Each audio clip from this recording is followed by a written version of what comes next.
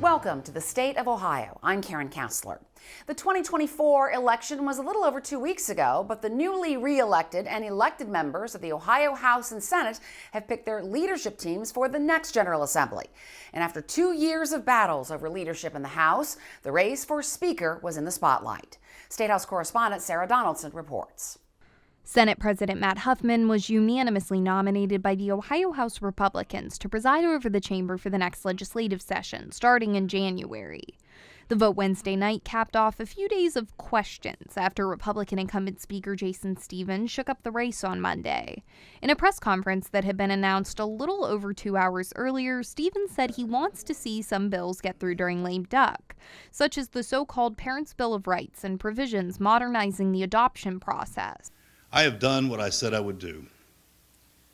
Ohio is definitely in a better place because of the leadership of the People's House. Beyond legislation, one of the things I'm most proud of is something that most people don't get to see every day. It's the professionalism that I've brought to the House. I will not have my name placed in nomination as a candidate for Speaker during the Wednesday caucus. I am honored and look forward to continuing to serve the great constituents of the beautiful 93rd District of Ohio as state representative. But that didn't appear to clear the way for Huffman, who has said he'd run for Speaker for more than a year.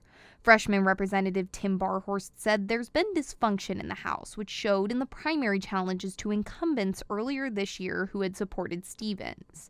Some of those primary challengers were funded by Huffman.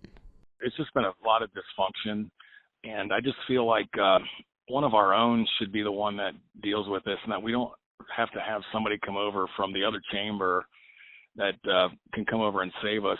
Though Derek Marin had been selected Speaker in the House GOP caucus 2 years ago, 22 Republicans had voted for Stephens for Speaker, along with all 32 Democrats. Republicans nicknamed the group the Blue 22 and censured them. 4 of those incumbents lost their primaries. Barhorst had the support of some far-right groups, one focused on a total abortion ban, another that wants no limitations on gun rights, and a third that opposes all vaccine mandates.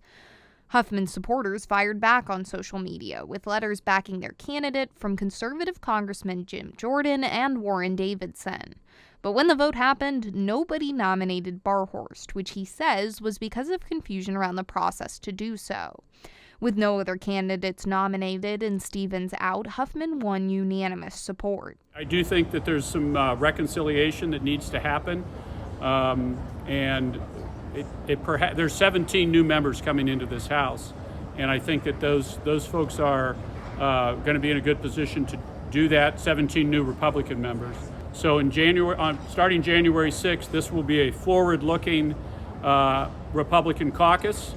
This group of 65 will be setting, I hope, an aggressive conservative agenda. And that agenda is not going to be set by me. Many of you have asked that all-important question, what are your priorities for lame duck for next year? Priorities come from the caucus. And if we have a significant majority of the caucus, if we have 80 or 90% of the people who want to do something, then we're going to do it. Huffman ran for the House unopposed and could serve in that chamber for 4 two-year terms. He referenced that in a gaggle with reporters earlier in the week.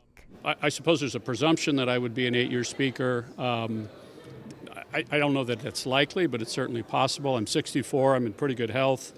My dad practiced law until he was 89. So maybe I'd still be doing this when I was 70 years old. Huffman could be the first person to serve as Ohio Senate President and House Speaker in more than a century, since Albert Lamson served 2 years as Speaker starting in 1888 and then 2 years as the Senate leader from 1892 to 1894. Sarah Donaldson, Statehouse News Bureau.